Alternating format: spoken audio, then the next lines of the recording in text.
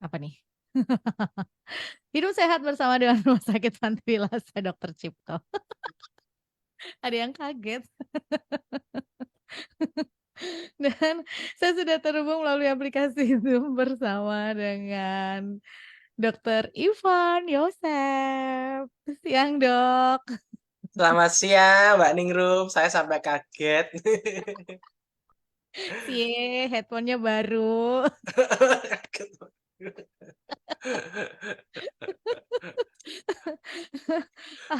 Apa kabar, Dok? Ini di mana nih, di rumah sakit kah?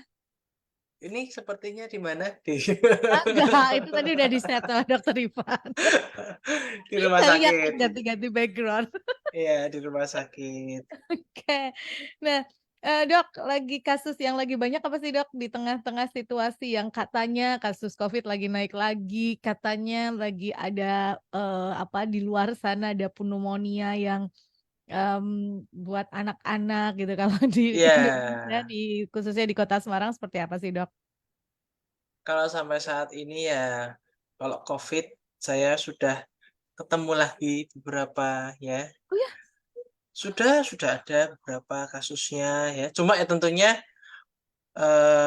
tidak dilaporkan ya karena kan, Dukung swab-nya pandemi ya? mandiri ya sekarang Mhm, kan, tidak lagi dilaporkan di, apa, Satu swab. Sehat ya kalau sekarang Mhm, mhm, gitu mhm, ya. mhm.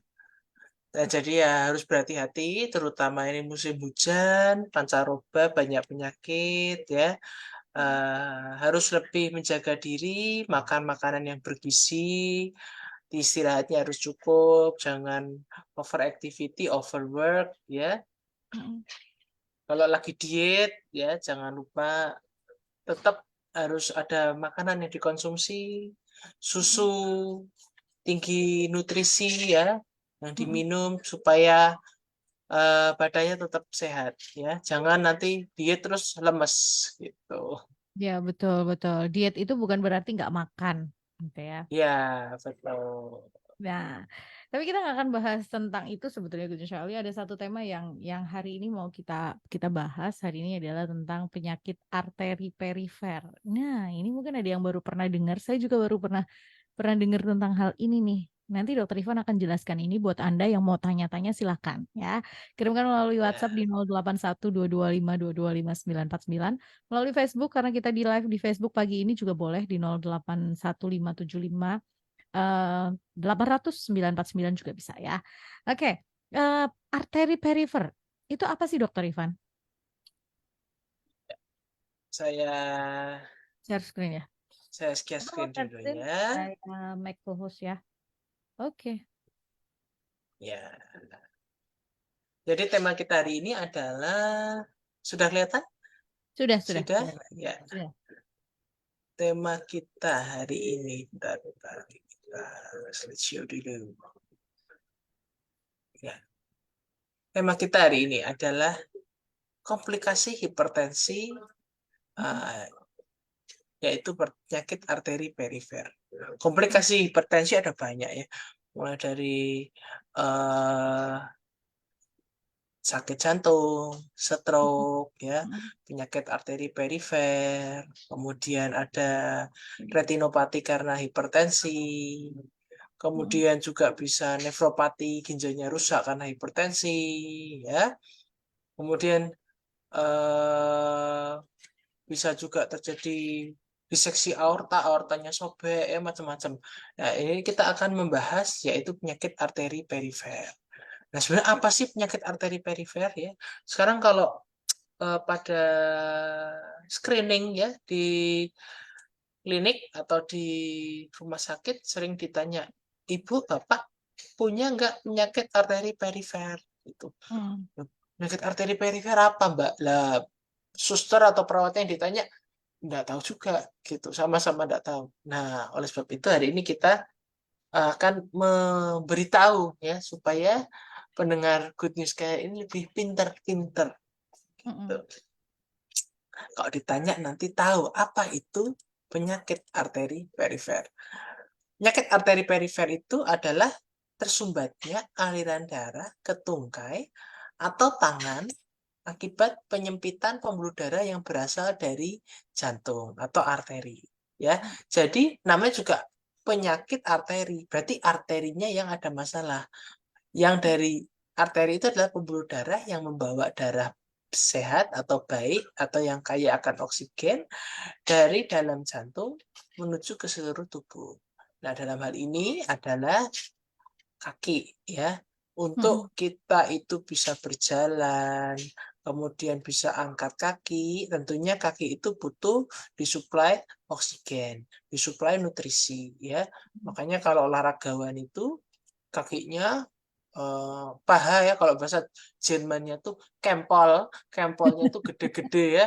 Iya. Karena apa? Karena pembuluh darah yang ngasih makan ke otot-otot kakinya itu banyak ya, sehingga ototnya kaki itu, ototnya paha menjadi besar-besar. Nah, kalau kurang gerak, otomatis suplai yang masuk ke dalam otot juga akan berkurang. Ya, demikian juga kalau kurang eh, makanan, ya juga itu bisa menyebabkan darahnya juga berkurang. Jadi kalau tubuh itu kalau nggak diminta, dia tidak akan menyuplai. Kalau dia permintaannya banyak, disuplai banyak. Kalau dia tidak diminta, ya dia tidak nyuplai. Akibatnya kakinya kecil, ototnya kecil, ya. Nah, itu namanya kalau penyakit otot kecil itu namanya sarkopenia, sering saya bilangin ya, karena kurang bergerak. Nah, kalau ototnya itu kebutuhannya tinggi, tetapi oksigennya tidak bisa tersuplai dengan baik, maka akan timbul rasa sakit, ya, terutama pada saat berjalan, ya. Nah, contohnya apa? Contohnya orang yang nggak biasa lari, ya, kemudian dia lari-lari, ya, Hmm. keliling simpang 5 15 kali hari Minggu, Car Free Day, ya. Tiba-tiba kakinya kok pegel-pegel. Nah, ini termasuk ini bukan, Dok, penyakit arteri perifer. Bisa, bisa jadi penyakit arteri perifer. Tetapi juga bisa karena permintaan oksigen di ototnya itu tinggi. Ya, permintaan nutrisi di otot kakinya itu tinggi. Sehingga otomatis terjadi banyak metabolisme anaerob karena oksigennya kurang ya. Jadi kalau metabolisme anaerob terjadi peningkatan dari laktat. Laktat yang tinggi ini menyebabkan rasa kemeng, rasa nyeri di paha atau kaki. Seperti itu. Nah, umumnya terjadinya adalah setelahnya ya. Kalau karena laktat tinggi ini, metabolisme anaerob, laktatnya tinggi, setelah olahraga kakinya sakit. Tetapi kalau pada penyakit arteri perifer itu kejadiannya pada saat digunakan itu juga sakit kakinya. Langsung terjadi nyerinya itu. Gitu, ya. Oke. Nah, banyak apa enggak di seluruh dunia? Banyak. Ternyata ada sekitar 200.000 di seluruh dunia, 200 juta di seluruh dunia, 55 juta di Asia Pasifik, dan di Indonesia itu kira-kira penderitanya sekitar 3,5 juta yang berobat, yang ketahuan, yang diobati. Ya, ada yang tidak berobat, ada yang tidak ketahuan, ya dibilang ini cuma pegel-pegel aja, dan bahkan ada yang tidak tahu kalau dia sakit penyakit arteri perifer ini, gitu. Ya. Nah, gimana sih kok bisa terjadi penyakit arteri perifer? Yang pertama adalah adanya faktor risiko dari penyakit arteri perifer sendiri, yaitu umur usia yang sudah tua, kemudian diabetes mellitus, kemudian hipertensi, ya, kemudian merokok, kemudian adanya gangguan di lemak atau kolesterolnya sering tinggi, kemudian adanya genetik, ya, kemudian etnis juga, ya, adanya metabolic syndrome. Metabolic syndrome itu kumpulan gejala ya metabolik ya, misalnya apa, lingkar perutnya besar, trigliseridnya sering tinggi ya, kemudian adanya inflamasi sistemik ya pada orang-orang dengan autoimun ya. Kemudian mereka yang sering ansietas atau depresi atau cemas ya. Nah, ini Mbak Ningrum jangan-jangan nih hati-hati nih kalau sering cemas sama sering depresi bisa terkena ini penyakit arteri perifer ya. Kemudian adanya keracunan logam berat dan polusi udara ya. Jadi hati-hati kalau yang di perkotaan nih bisa polusi udara, tiap hari nyium knalpot ya, ini bisa terkena penyakit arteri perifer gitu ya. Nah, ada dua mekanisme yang menyebabkan terjadinya penyakit arteri perifer. Yang pertama adalah peripheral atherosclerosis and thrombosis, yaitu adanya penyumbatan lemak ya di pembuluh darah kaki atau paha. Ya. Penyumbatan lemak itu bisa terjadi pada satu pembuluh darah ataupun beberapa pembuluh darah. Ya. Nah, awalnya ketika terjadi penyumbatan ringan, itu pembuluh darahnya masih bisa melewati pembuluh darahnya. Tetapi lama-kelamaan sumbatannya makin besar.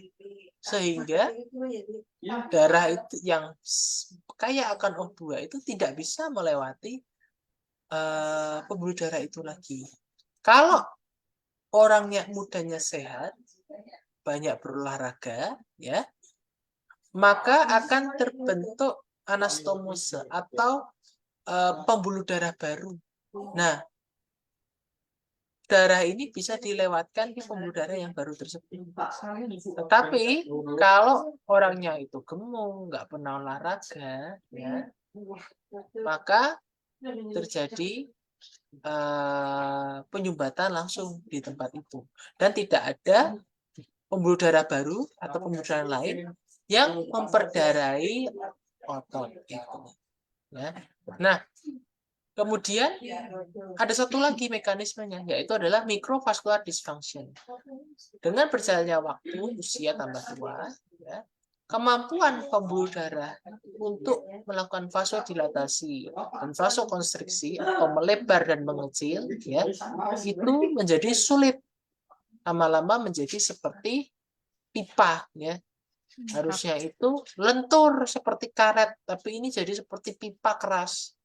Nah, kalau tidak bisa melakukan vasodilatasi, akibatnya apa? Akibatnya nyumbet, ya, tidak bisa dilewati lagi area pembuluh darah ini, ya. Nah, kemudian apa?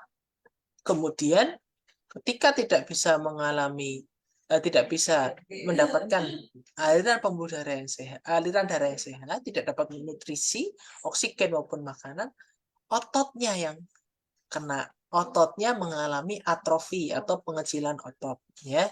Kemudian nyeri, ya, nyeri karena apa? Karena ototnya tadi tidak dapat makanan. Sama seperti jantung, ya, jantung kalau tidak dapat makanan, ya, dia akan mengalami nyeri dada, serangan jantung. Karena apa? Pembuluh darah yang memberi makan jantung itu mengalami penyumbatan. Ini juga sama, di kaki akan timbul rasa nyeri. Ya. Nah, kalau misalnya penyumbatannya makin proksimal atau makin di atas, tentunya yang nyumbet ini makin besar.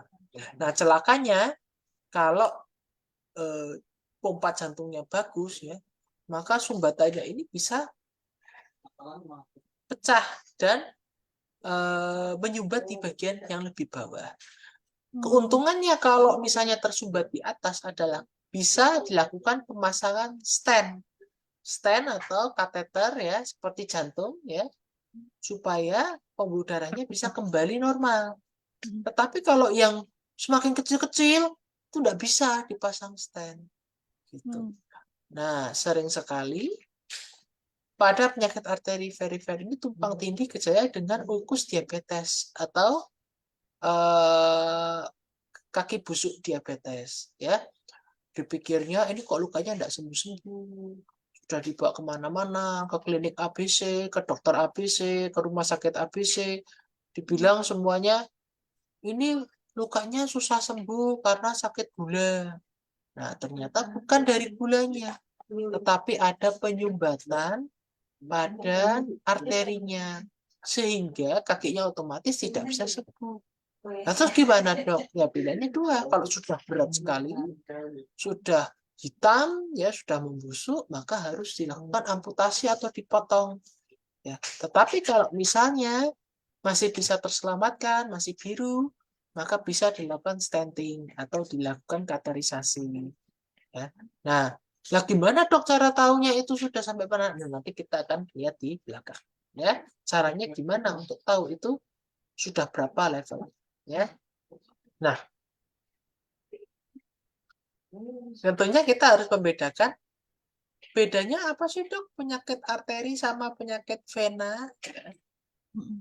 Pada penyakit arteri, ya lokasinya itu biasanya pada ujung-ujung jari, ya. Kalau di jari-jari. Tapi juga bisa loh di bagian atas kaki, ya, terasa nyeri, ya. Kemudian juga di bagian lateral atau bagian luar dari ankle, ya. Kalau ankle itu kan ada yang dalam sama yang luar. Ini yang bagian luar, ya. Itu rasanya sakit, ya.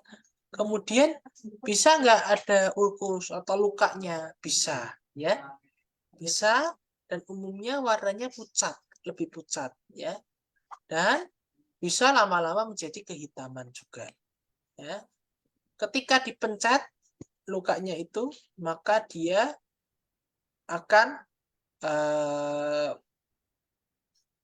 tertinggal. Jadi punch out itu dipencet, pencetannya ini ketinggalan di situ. Harusnya kan dia bisa balik, dia ketinggalan, ya. Nah, bengkak, rasanya kakinya bengkak, ya. Nah, kalau vena gimana? Kalau vena umumnya di bagian tengah, di bagian dalam dari kaki atau ankle, ya. Kalau arteri di bagian luar yang terasa pucat atau nyeri, kalau vena di bagian dalam. Kemudian bengkak juga sama, bengkak warnanya kebiruan atau kemerahan, ya. Dan umumnya kalau kita raba itu bengkaknya irregular. Kenapa irregular? Karena vena itu besar-besar di kaki, ya, sehingga akan terasa kalau ada penumpukan dari darah. Nah, ini adalah gejalanya, yaitu 5P. Pain atau nyeri, ya. Nyeri ini kita bisa ukur dengan visual analog scale, ya. Visual analog scale itu dari 1 sampai 10, ya. Kemudian pallor atau pucat, ya. Kemudian pulselessness, ya. Pulsnya itu teraba atau tidak. Kalau pada penyakit arteri perifer itu teraba, ya. Kemudian ada parestesia, ya. Parestesia itu rasanya glinggingen atau baal, ya. Maaf, pulsnya ini pulselessness, ya, betul, tidak teraba adanya aliran di situ, aliran darah. Kalau pada arteri ini normalnya berdenyut, kalau ini tidak berdenyut, ya. Kemudian sampai ke paralisis, ya. Paralisis itu tidak bisa jalan, ya, kelemahan. Nah, komplikasinya apa? Ototnya bisa menjadi rusak, bisa membusuk ototnya karena tidak dapat oksigen untuk suplai darah. Selain itu apalagi saraf-sarafnya juga mati, ya. Akibatnya jadi neuropati, tidak kerasa, rasa nyeri dan sebagainya tidak kerasa di situ, ya. Nah, umumnya kalau penyakit arteri perifer itu nyeri, nggak mungkin nggak nyeri, ya, gitu. Nah, gimana cara mendiagnosis penyakit arteri perifer? Paling gampang adalah diperiksa dengan ABI atau Ankle Brachial Index, ya. Jadi dilakukan tensi di ankle dan di brachial. Di brachial di lengan seperti biasa, ya. Kemudian kita ukur, bandingkan keduanya, ya. Kalau ternyata hasilnya di atas 1, berarti masih normal, ya. Tapi kalau hasilnya di bawah 1, berarti kemungkinan Anda atau pasien ini sudah terkena penyakit arteri perifer. Nah, yang menghitung ini biasanya dokter, ya, untuk melihat apakah ankle brachial index-nya ini masih baik atau sudah kurang baik, ya. Nah, gimana dengan gradingnya? Gradingnya itu ada 1 sampai 4, ya, berdasarkan Fontaine, ya. Yang grade 1 itu tidak ada gejala, ya, tapi sudah ada penyumbatan. Taunya gimana? Taunya ada diperiksa pakai Doppler, Doppler atau USG, ya, untuk melihat apakah ada penyumbatan di arteri bagian bawah. Kemudian stage 2A. Stage 2A ini ada mild claudication. Mild claudication atau kalau jalan lebih dari 200 meter, 200 meter itu kira-kira seberapa ya Mbak Ningrum ya? Kira-kira 200 200 meter meter itu tuh kalau dari Cipto sampai ke ujung pertigaan itu 200 meter lebih kali ya dok ya? lebih. Mungkin deh nih, kalau nyebrang dari Citraland ke Matahari mungkin Ya, 200 ya meter. jembatan Iya, itu kayaknya 200 iya. meter. Ya, 200 meter itu kesakitan, ya. ya, ya. Kalau Atau mau kita lihat ke ini Simpang 5 lebih intan ya? ke Simpang 5, berarti kalau keliling Simpang 5 nggak kuat pasti sudah kesakitan. Itu udah lebih deh kalau keliling Simpang 5 lebih dari 200 meter lah ya. Iya. Kemudian moderate severe. Moderate severe ini nyeri apabila berjalan kurang dari 200 meter. Ya. Hmm. Kemudian ischemic rest pain. Ischemic rest pain itu tiduran aja nyeri kakinya. Ya, Hmm. nggak usah jalan-jalan, tidur aja nyeri. Dan keempat adalah ulceration or gangrene, yaitu sudah adanya luka, bisa berupa luka yang biasa maupun yang gangren itu yang sudah sampai kehitaman busuk. Hmm. Nah, Hmm. ini juga ada klasifikasi berdasarkan Rutherford juga mirip, yaitu pertama stage 0, yaitu tidak ada gejala, kemudian stage 1 ada nyeri ringan, tadi ya lebih dari 200 meter, 2 itu sama, kurang dari 200 meter. Severe claudication itu nyeri sekali. Ischemic rest pain sama kayak tadi ya, uh, tidak akan nyeri kalau kalau pada saat istirahat. Kemudian mulai terjadi luka dan sampai akhirnya terjadi gangren atau membusuk atau kehitaman, ya. Nah, tadi faktor resikonya sudah kita bahas. Yang pertama adalah obesitas, yang kedua adalah dislipidemia, yang ketiga diabetes, yang keempat merokok. Ya. Nah, keempat hal ini itu sebenarnya bisa banget dihindari ya. Kita tidak membahas faktor resiko yang misalnya usia tua. Usia tua siapa sih yang tidak tambah tua ya? Kemudian juga etnis gitu ya. Kita kan tidak bisa milih saya mau lahir jadi orang bule gitu kan tidak bisa ya. Kita tidak bisa memilih etnis juga. Nah, tetapi kita bisa memilih cara makannya kita bagaimana, apakah kita mau merokok atau tidak, apakah kita bisa olahraga atau tidak ya. Nah, itu kita bisa memilih ya. Nah, gimana cara melakukan pemeriksaannya? Pemeriksaannya adalah dengan dilakukan USG Doppler tadi ya. Di USG ya dari dilihat arteri-arterinya ya dari arteri femoralis sampai bawah arteri eh, digitalis semua diperiksa apakah ada sumbatannya ya. Nah, kemudian bisa juga di MRI. Di MRI dilihat langsung benar nggak. MRI bisa lebih bagusnya adalah dia melihat lebih dalam ya. Cuma harganya kan mahal kalau MRI ya. Nah, kemudian juga bisa dilakukan kateterisasi atau di kateter. Ya, sama kayak jantung persis, bisa di kateter.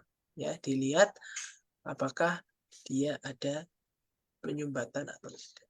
Nah, bagaimana cara pengobatannya? Nah, terutama kalau sudah terjadi luka ya, ya Anda harus ke dokter.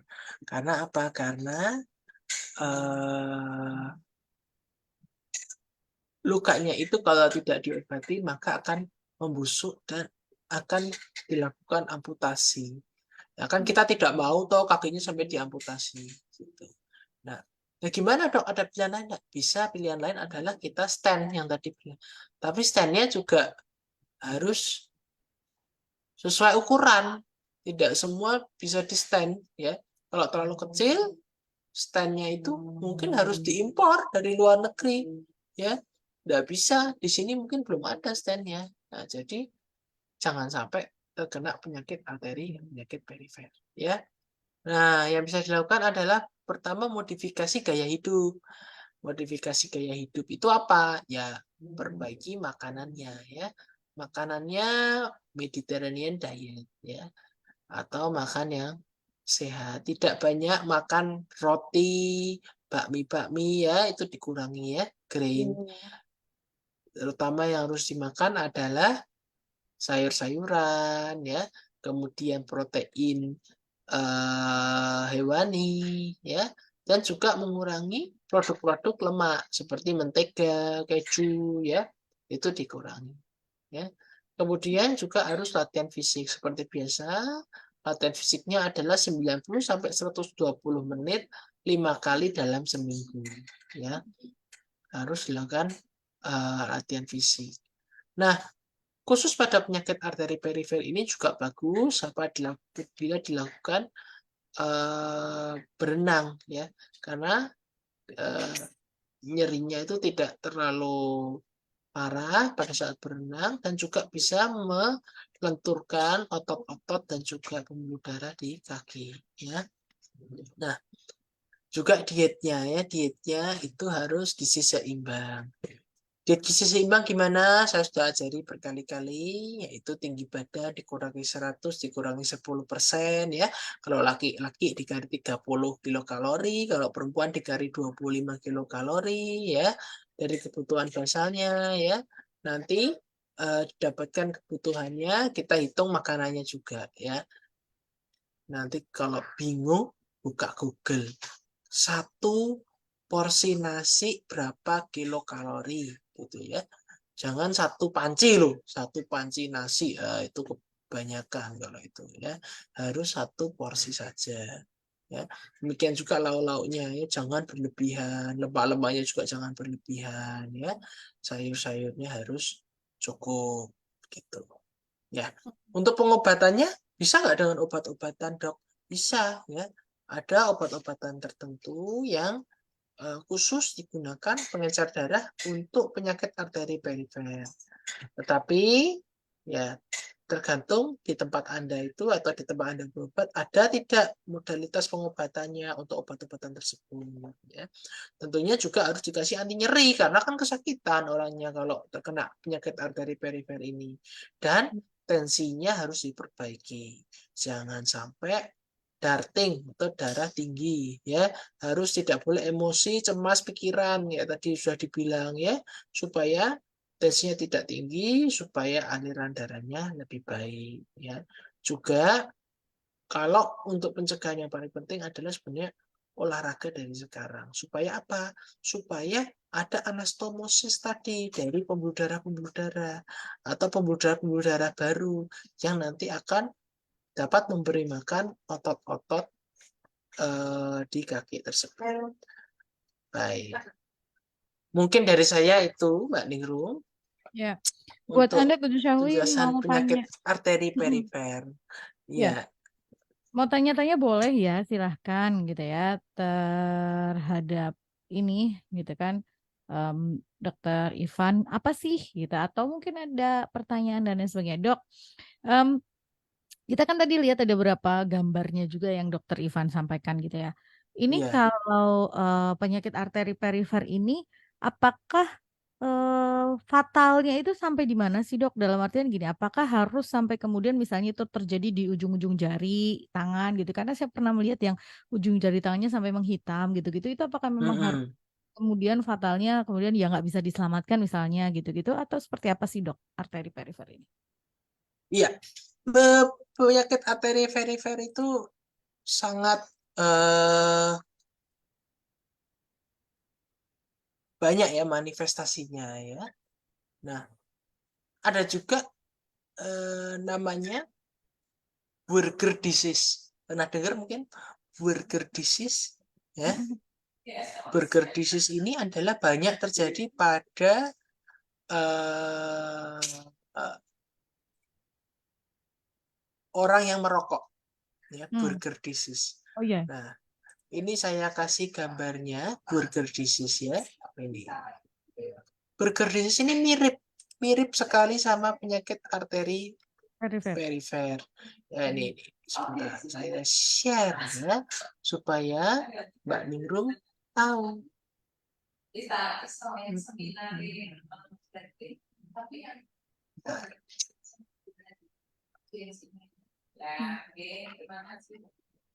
Sorry. Nah, ini Mbak Hmm. Ningrum. Hmm. Ini adalah gambaran burger disease ya.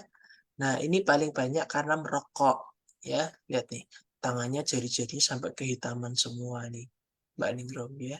Hmm. Hmm. Kemudian, nah ini nih eh, paling banyak di mana di India ya. Dan Hmm. eh, biasanya itu pada burger disease ini ya, itu terjadi pada orang dengan usia di atas 50 tahun ya, dan riwayat merokok. Kemudian adanya penyumbatan pada arteri di infrapopliteal. Infrapopliteal itu artinya di bawah dari dengkul ya. Kemudian dan juga ada penyumbatan di ekstremitas atas itu di daerah tangan. Ya biasanya tadi di jari-jari tadi ya. Hmm. Padahal tidak ada faktor resiko penyumbatan lain. Contohnya tidak ada hipertensi, tidak ada gangguan kolesterol, ya. Tetapi dia murni disebabkan oleh karena merokok, gitu. Namanya burger disease. Mesti sekali saya cerita pasti orang ingat. Soal namanya menarik, burger, gitu. Hmm. Ya. Nah itu hati-hati juga pada yang merokok, Hmm. gitu. Hmm. Pengobatannya gimana ya, sama. Kasih obat pengencer darah, ya, Hmm. dikasih obat kolesterol juga. Kemudian kalau mungkin bisa di stenting supaya tidak membusuk seperti itu. Nyeri enggak? Nyeri. Nyeri juga sama gitu. Hmm. Oke. Dok, ini ada pertanyaan yang masuk nih, kita jawab dulu ya dok ya. Mm-mm. Selamat siang, Ningrum, siang Dokter Ivan. Saya mau tanya, kadang kita sekali-kali pengen minum teh manis atau sirup, gitu ya. Mm-mm. Pertanyaannya, seberapa standar kemanisan yang boleh kita konsumsi? Terima kasih, God bless you. Oke. Oh, Tadi kan kita juga ngomongin bahwa ini diabetes itu harus itu juga menjadi faktor resiko dan lain sebagainya gitu dok. Nah ini pertanyaannya seberapa standar manis yang harus kita apa sih konsumsi yang bisa kita konsumsi gitu. ya, eh, ada suatu kasus menarik ya. Saya Mm-mm. cerita dulu. Mm-mm. Suatu hari saya ada pasien ya. Pasien itu terkena diabetes ya. Kemudian dia merasa dulu itu dengan 1 sendok gula pasir itu cukup manis gitu. Nah, Mm-mm. tetapi sekarang kok tambah kurang ya rasanya gitu. Maka Mm. dia gulanya ditambahin lagi. Oke. Kok masih kurang manis rasanya gitu. Bahkan dia kok sekarang kok merasa tuh makan tuh kurang sedap. Nggak enak rasanya kalau makan. Jadi dia kalau masak itu harus sangat berbumbu. Either itu pedas sekali, atau kecut sekali, atau asin sekali, atau manis sekali. Mm. Nah, ternyata setelah dilakukan pemeriksaan, dia diperiksa ke Jepang, ya, diperiksa di sana. Dibilang ternyata Bapak itu terkena neuropati lidah. Jadi, lidahnya itu seperti lumpuh.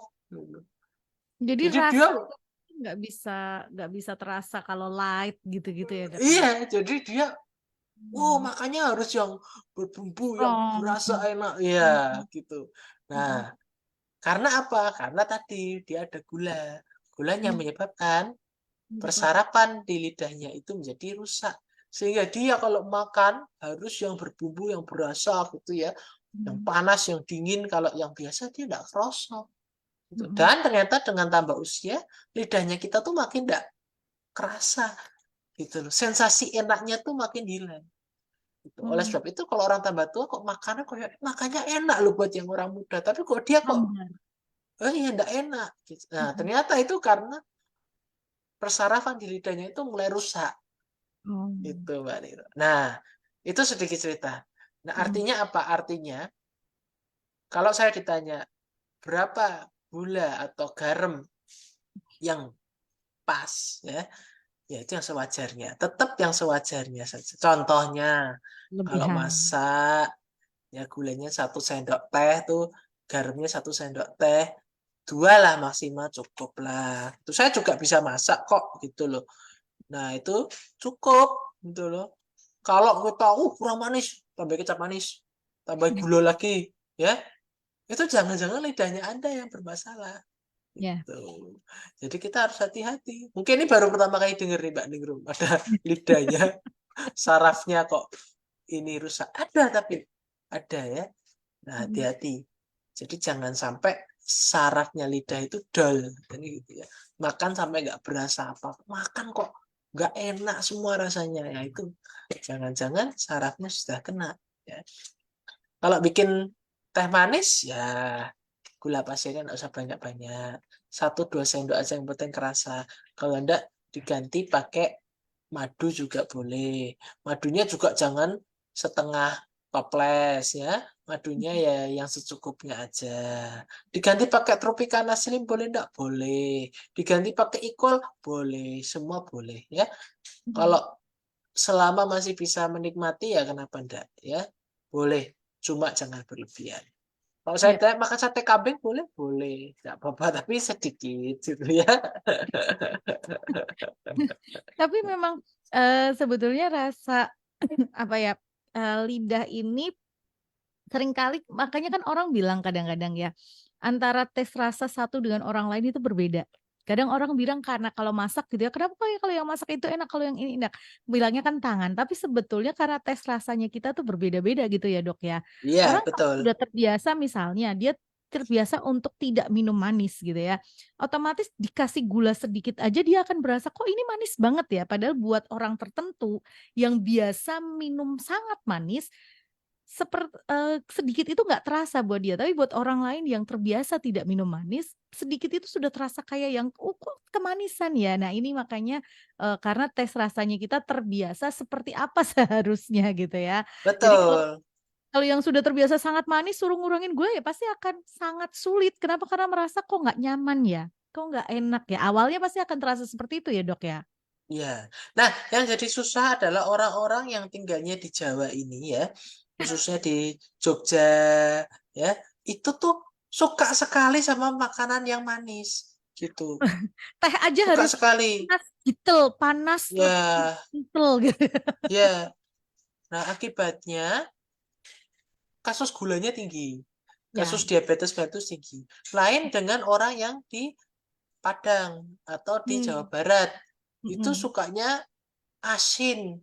Nah, Ya, itu wah hipertensinya itu tinggi. kasus hipertensinya tinggi. Gitu. Jadi buat yang bertanya ini memang tes rasanya tergantung masing-masing, tetapi kalau yang dikatakan aman ya tadi nggak berlebihan gitu ya. Ya, Standarnya lihat betul. aja, mungkin bisa googling standarnya gula itu sudah ada acuannya dari WHO juga ya dok ya. Standar untuk konsumsi gula itu 1 hari berapa, Ya, sudah ada ya. betul. Namanya adalah di angka kebutuhan gizi ya atau AKG ya.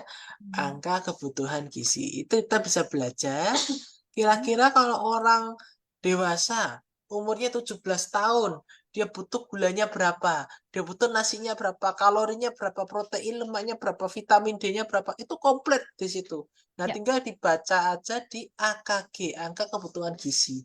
Kenapa Hmm. saya nggak mau jelasin di sini? Karena semua pendengar ini pasti beda-beda. Ada yang gemuk, ada yang kurus, ada yang langsing, ada yang sehat, ada yang tua, ada yang muda, ada yang umur 17, ada yang umur 27, 37, 67. Nah, jadi harus disesuaikan dengan kebutuhan Anda masing-masing. Gitu. Betul. Angka kebutuhan gizinya masing-masing berbeda-beda. Nah, itu Lagi termasuk, hamil apa enggak juga iya loh. Itu ya benar, berbeda kebutuhannya. betul, Gitu. betul. Jadi Heeh. nanti bisa dicari tahu di situ kira-kira masukan usia, jenis kelamin ya, pria Ya, wanita itu juga berbeda gitu ya, walaupun usia betul.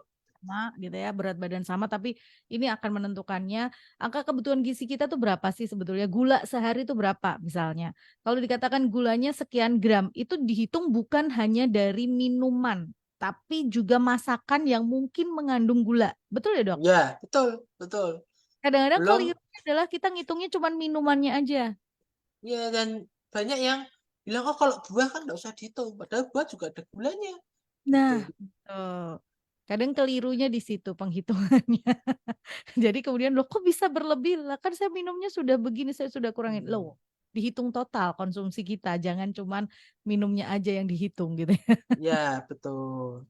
Jadi harus benar-benar kita pastikan jangan sampai berlebihan karena dengan bertambahnya usia, kebutuhan metabolisme rata-rata akan berkurang.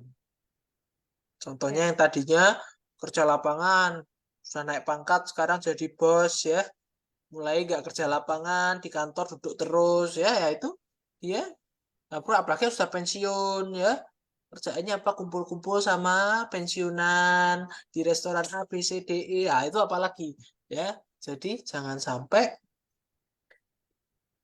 em, kebutuhan energinya itu berkurang, tetapi kita makannya tetap berlebihan. Nah, itu penting untuk kita ketahui juga gitu ya. Kadang-kadang kita karena Betul. ya kan saya biasa begini, tapi ternyata pola aktivitasnya yang berubah tidak kita hitung juga dan kita Mm-mm. tidak masukkan ke dalam hitungannya. Nah, itu harus berjanji pada diri sendiri, Mbak Ningrum. Susah itu, gitu. Jangan janji sama orang lain gitu. Iya, janjinya sama diri sendiri untuk mengurangi makanan yang kita makan, untuk berolahraga, itu janjinya sama diri sendiri, ya, bukan sama orang lain, gitu. Ya, ini ada pertanyaan yang menarik nih, Dok. Selamat siang, Dok. Saya tidak mengidap penyakit hipertensi, diabetes, tetapi seringkali kaki kalau malam terasa pegal-pegal. Apakah juga ada potensi terkena penyakit arteri perifer ini? Terima kasih. Iya, jadi eh, kalau malam pegal-pegal, kalau pas beraktivitas pegal-pegal enggak. Kalau waktu beraktivitas Anda pegal-pegal, maka Anda kemungkinan bisa terkena penyakit arteri perifer. Karena ingat tadi, Mbak Nirum, Ya. berdasarkan stage-nya, ya, Mm-mm. yang pertama itu pegel-pegelnya pada saat berjalan lebih dari 200 meter, ya kan? Ya. Nah, bukan yang pertama bukan pegal-pegal saat malam hari istirahat, Hmm. bukan. Nah, Hmm. kalau yang gejala mula-mulanya atau awalnya adalah pada saat beraktivitas tiba-tiba kakinya sakit, nah itu bisa jadi Anda kena penyakit arteri. Tapi kalau pegal-pegal malam hari, paginya enggak, berarti bukan. Itu kecapean. Gitu. Oke. Dok, tapi kalau misalnya nih, misalnya dia seorang katakan pelari yang atau mungkin nggak usah pelari lah atau kita sebagai orang biasa yang olahraga misalnya berlari atau jalan gitu ya terus kemudian ada gejala pada saat beraktivitas terjadi nyeri pada saat seperti itu apakah dimungkinkan hanya ke arteri perifer atau bisa dimungkinkan karena cedera dan lain sebagainya atau gimana dok Oh untuk bisa, bisa, bisa. Mm-mm. Kalau mau tahu ya di Doppler. Jadi Oh, seperti stroke ya. Dulu saya pernah ajarin kalau stroke ya mm-mm. cara untuk Bedakan ya. mengidentifikasi Mm-mm. identifikasi apakah dia ada sumbatan di otak apa enggak adalah dilakukan pemeriksaan USG atau Doppler di arteri karotisnya atau di lehernya. Ya, Mm. Mm-mm. kalau ternyata lemaknya di leher itu tebel, nah berarti dia kemungkinan bakal kena stroke. Mm. Nah, sama juga ini kalau di Doppler di kakinya ternyata lemaknya tebel, Mm. berarti dia kemungkinan akan punya penyakit arteri perifer. Mm. Mm. Mm. Mm. Ya. Kalau suruh pilih kena penyakit jantung, penyakit arteri perifer atau penyakit stroke, pilih mana? Nggak mau semuanya. Betul, jawabannya jangan mau semuanya, ya. Gitu. Cuma enggak bisa, Mbak Ningrum. Biasanya tetap kena salah satu. Kita jadi tambah hari ini kita tambah tambah informasi, tambah pengetahuan ya Guntur Syahli. Selama ini kita kan pola hidup sehat karena biar yang sering kali disebutkan tentang jantung koron atau stroke lah gitu ya. Tapi hari ini kita belajar satu lagi, ternyata bisa terjadi penyumbatan bukan hanya di jantung, bukan hanya di ke otak gitu ya, yang kemudian menyebabkan stroke lalu atau menyebabkan jantung koroner, tetapi bisa juga di arteri atau di kaki misalnya, di tangan bisa terjadi dan kita sebut ini sebagai penyakit arteri perifer yang selama ini mungkin kita nggak tahu gitu, oh ternyata penyumbatan bisa terjadi di mana saja gitu ya Dok, ternyata seperti Mm-mm. itu. Ya, betul, betul, betul. Mmm, Jadi banyak sekali yang tidak tahu bahwa kaki itu juga bisa nyumbet loh, gitu loh. iya, Banyak, banyak sekali, gitu. Dan memang kenapa sih kok penyakit arteri perifer ini paling diremehkan? Karena biasanya sudah kena jantung dulu sama stroke, gitu. sebelum kena sebelum nyumbat di kaki udah nyumbat dulu di jantung atau di otak. Iya, Jadi akhirnya arteri perifernya terabaikan karena, oh ya itu arteri perifer setelah setelah terkena serangan jantung atau setelah iya, jantung penting gitu ya. iya, gitu. Akhirnya ada hal-hal seperti itu. Bener juga sih karena selama ini konsennya kita kalau kita mau misalnya nih, oh kolesterolnya diperbaiki atau misalnya hipertensi diperbaiki, diabetes diperbaiki karena kita ngomongnya komplikasinya kemana? Komplikasinya ke jantung, komplikasinya ke stroke gitu ya. Tapi lupa Iya, ada arteri perifer juga gitu. iya, ada pembuluh darah kaki, ya. Dan Iya, mhm, nggak bisa jalan itu pusing loh. iya betul betul. Ya, Itu bisa sampai ke kelumpuhan gitu nggak sih, Dok? bisa kan tadi sudah ada Mhm. sampai terjadi paralisis atau kelumpuhan. Oh, paralisis sama Bisa, keluarga, bisa terjadi artinya itu bisa terjadi kelumpuhan. di satu atau 2 kaki bersamaan gitu atau bisa hanya satu titik terjadi? Biasanya satu titik, gitu. Mmm, mhm. Biasanya, tapi bisa juga di dua-duanya. Oh, Pengalaman saya mhm. dari satu ke kaki yang lain itu hitungan bulan, Oh, gitu. oh ya? Iya, apalagi kalau yang di ujung-ujung jari itu Mhm hitungan mhm. bulan, gitu. Mhm mhm mhm Ya, mhm. gitu. Oke, ini menarik ya Gus Shelia obrolan kita hari ini. Anda yang mungkin punya gejala atau mungkin merasa, aduh jangan-jangan saya seperti ini. Ya lakukan pemeriksaan lah, datang ke dokter gitu kan. Untuk Anda mencari tahu lebih baik gitu ya. Kan nggak bisa kita mau Doppler sendiri juga nggak mungkin. Kita nggak ngerti Iya, juga yang seperti apa sebenarnya tandanya dan lain sebagainya. Ya datang ke dokter saja untuk dokter bisa bisa mencari tahu seperti apa yang harus diperbaiki di bagian mana gitu ya. betul. Karena kadang-kadang kalau kita mencari tahu sendiri, ya memang sih sekarang teknologi sudah begitu berkembang gitu ya, Anda bisa cari tahu melalui Google dan lain sebagainya, tapi paling tidak datang ke dokter, dokter nanti akan berikan, ini solusi harus seperti apa, treatment-treatment apa yang harus dilakukan selanjutnya, seperti itu ya, Dok, ya? Ya, saran saya ya, kalau kita itu mempunyai gejala yang seperti ini ya, Mhm maka sebaiknya dilakukan Doppler, USG Doppler dulu ya. mhm Kenapa? Supaya kita lebih aman, lebih ayem lah. Ini dari mana penyakitnya gitu. mhm Nah, tetapi mhm kalau misalnya punya dana yang berlebih dan sebagainya, itu bisa langsung MRI. MRI oh, mhm untuk melihat langsung ini sebenarnya di struktur kakinya ini penyumbatannya di mana saja. Karena ada beberapa bagian kalau USG itu tidak bisa kelihatan seluruhnya, ya mmm, mhm. begitu. Kalau MRI itu akan kelihatan, Se- keseluruhan gitu ya? seluruh seluruh kakinya akan kelihatan seperti Jadi itu. misalnya diketahui ada di beberapa titik yang menunjukkan misalnya, oh ini kok kayaknya apa namanya berpotensi nanti kemungkinan menyumbat atau sekian persen gitu akan kelihatan di titik mana aja gitu ya yang ada di Betul, ya. Jadi kalau mhm, MRI akan lebih jelas pastinya untuk melihat ini sebenarnya di mana saja penyumbatannya. Kalau USG cukup cukup ya biayanya juga terpaut 10 kali lipat, Mbak oh, Ningrum ya itu. Jadi menyesuaikan kantong saja ya. Di Pantilosa bisa nggak? Bisa.